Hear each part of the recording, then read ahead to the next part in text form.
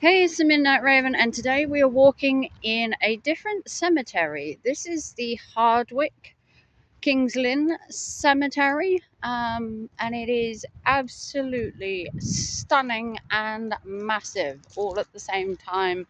You'll have to excuse the road that runs by it. There's nothing I can do about the noise there, but we can try and admire the beauty still of the graveyard, even with the sound in the background. This is kind of the entrance over there, and as you can see, a lot of these graves unfortunately have suffered damage. These are the older ones, I believe. There are graves here dating back to 1880, so these are the more older ones, the ones that probably don't have many living relatives left, uh, if any at all. uh, Being in the 1880s, I would be very surprised if they had any living relatives. Although they would have things like grandchildren and stuff maybe going down the years. This is the older part of the cemetery, and as you can see, it is kept very well. The cemetery itself is pretty well looked after, but the graves in that are more of a dated, and as you can see, quite overgrown with their own trees and plants. And as much as you try and keep the upkeep of a graveyard or a cemetery, it is incredibly hard, especially with the fact that you are buried into ground. You can sink, subsidence, weather erosion, nature itself, things like animals, birds, they can all deteriorate a gravestone and the grave. Subsidence is always one in a graveyard. The weight of the headstone and all that over the years can cause slight issues. As you can see, they are fairly well kept. The graveyard itself, it is trimmed back. That is neat. We're walking around the outside currently, as it's away from the roadside. Didn't want to film with entire noise, but it is hard when there is an industrial estate behind it and a main road in front of it. So it is beautiful though. These massive trees that are surrounding it do give a sense of like calm reflection and stuff. And then you've got this little path that runs around the outside. There's a path that runs around runs in the middle, and then you do have these massive trees like breaking up little parts. The odd butterfly. I don't know how much wildlife you'd get here in an evening at dusk. Maybe some rabbits, maybe some hedgehogs. I would say squirrels with the amount of trees. Kings Lynn is well renowned for squirrels, especially in the town centre and some of the parks and stuff. Squirrels are a must. I've actually filmed quite a lot of squirrels over time at the parks. Never filmed this cemetery before. I thought we would film it today, something a bit different, show you somewhere else. As I am in Kings Lynn anyway, it seemed a shame to miss such an opportunity as I was walking past the cemetery anyway. I don't have many details to share about the cemetery. Because I haven't researched it. I have just walked to the cemetery as I was going past. Now, I believe there are two parts to the cemetery. I believe there's a cemetery this side and a cemetery the other. If there is a cemetery the other side of the road, I will try and film that as well. But as you can see, this is where most of the older graves, you're going from the 1900s. And they were kind of similar, and basically, I guess you could call it samey. You do still get what I call the family plots, big enough to put 4 or even 6 graves in, because they buried 2 on top of each other. Especially if you wanted to be buried with your husband, you could either be buried side by side, or if you wanted to be buried on top of each other, they would dig further down when you then died, and then they would put you on top of your husband, or vice versa. You do get the standard shape of a headstone, and obviously the more generic crosses that were always put on gravestones, as this is a Christian cemetery, I believe. And yeah, some of these date back to 1900. It is quite a fabulous size. As you can see, the graveyard itself and the cemetery goes all the way over here, and then it goes all the way to here as you go around, and then there's this bit here where you have a walkway over a small little bridge and some water, and then you have another part of the graveyard this side, so it breaks into like multiple parts.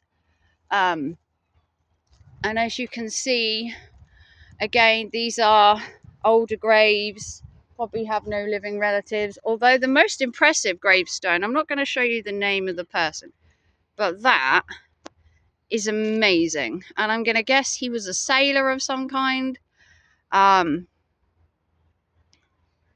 with the adornments on that.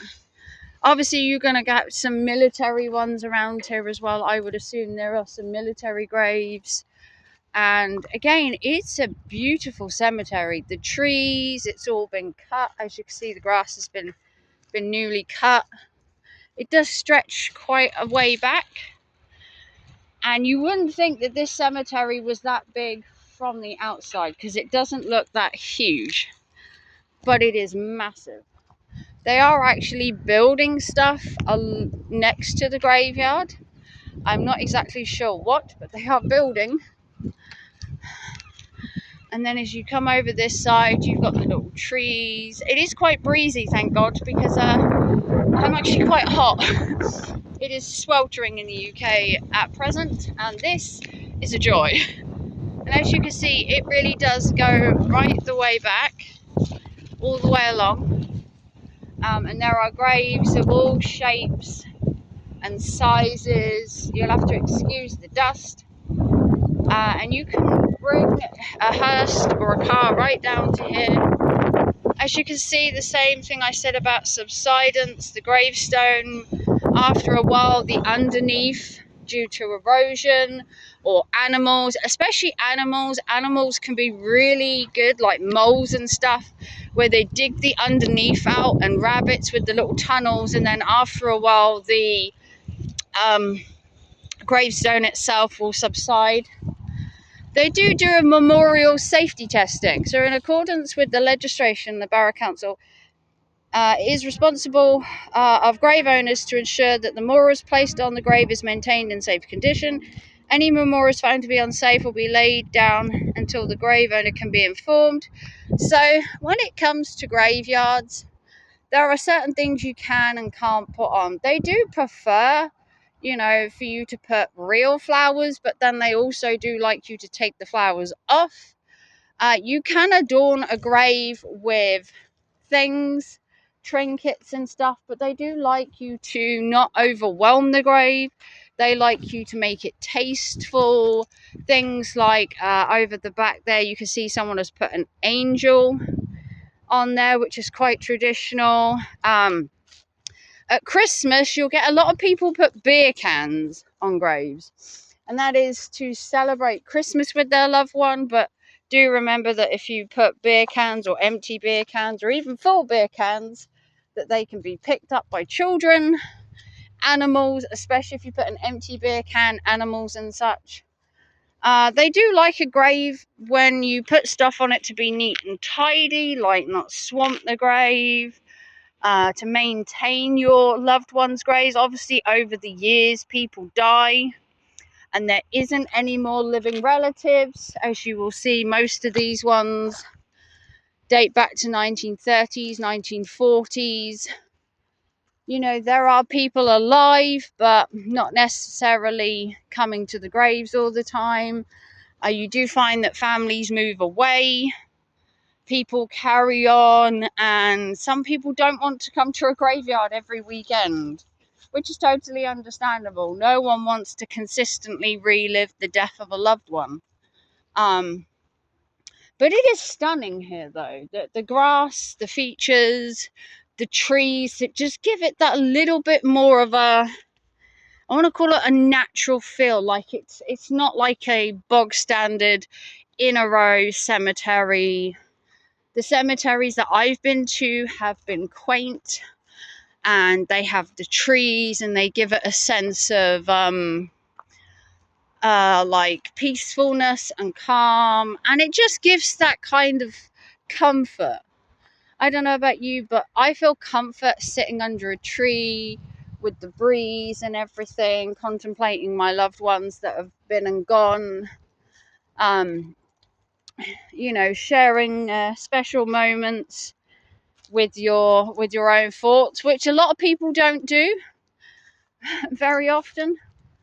But it is fairly beautiful. They are building stuff next door, but it doesn't affect the integrity of the cemetery. The cemetery isn't affected at all.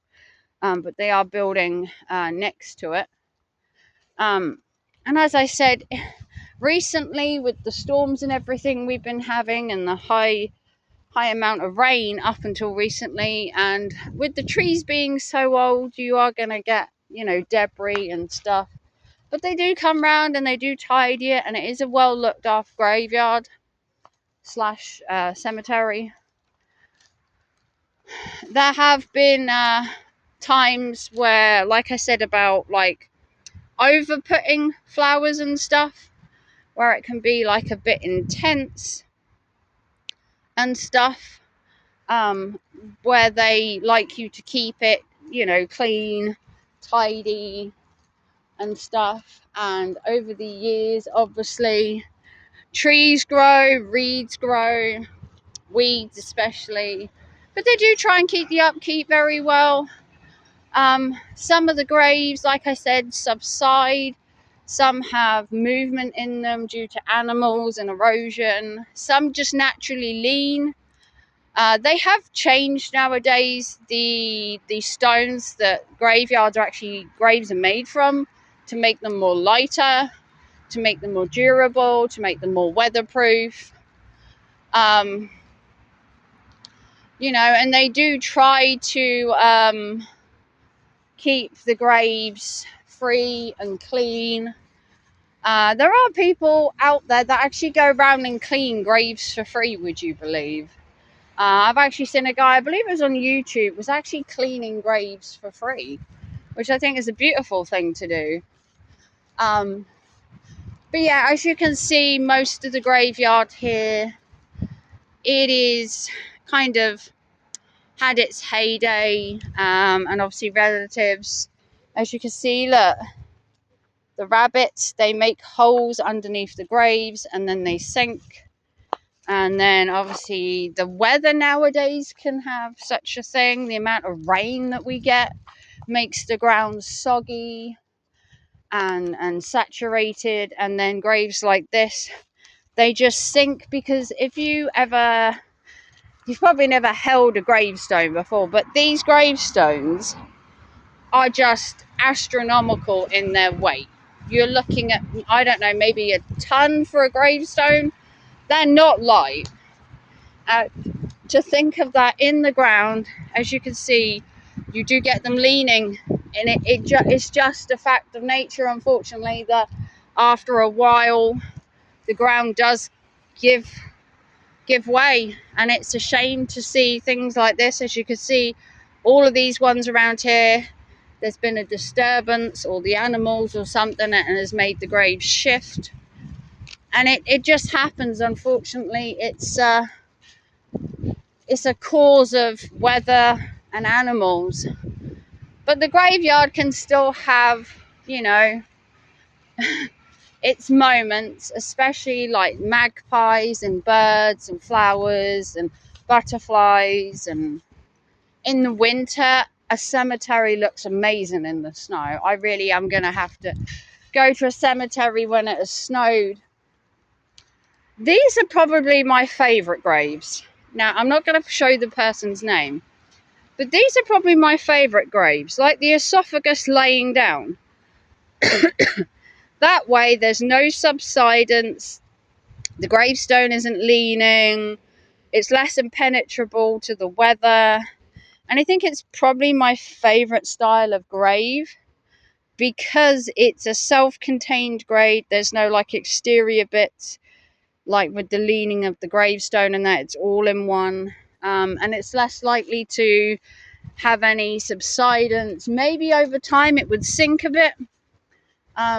But generally the grave itself would stay in one place. Although, saying that, this one, as you can see here, has actually started to sink one end. So it's not a fail-safe having a lay down one, because even that subsides, as you can see here. Eventually they do lean to one side. So no matter what grave you pick, unfortunately, due to weather and erosion, the graves will inevitably at some point may lean. And there's nothing you can really do about that. You can try and fix it, maybe put some more dirt under it, but it does take time and effort, and a lot of people don't come to the graves anymore. I must admit, I've had a few people die recently over the last few years, and unfortunately traveling to their graves, it just isn't feasible consistently. So I do go to my local cemetery, my local church, and I do sit there and contemplate and stuff. But not everybody wants to keep reliving a death of a loved one, which I totally understand. It's not something that you should consistently dwell on, although this would be a good grave, because look at this. That is like massively thick at that. That's not going anywhere, although you can see again it's slightly leaned. But yeah, this is this side of the cemetery. Now I don't know if I can film the other side or anything like that, but this is Hardwick Kings Lynn Cemetery. I think it's a beautiful cemetery.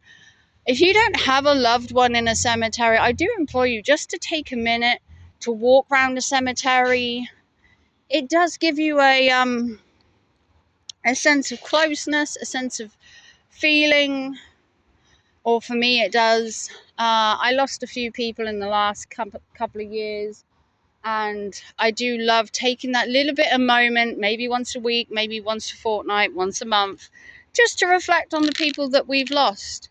Because one day that person that's standing in the graveyard could be your son, your daughter, or your loved ones, and you would hope they would do the same for you. But yeah, if you want to like and subscribe and give us a big thumbs up, support the channel with a PayPal, super chat, or super thanks. I hope you enjoyed this little video. I didn't have much details about the graves or the graveyard, unfortunately, as this was a spur of the moment trip.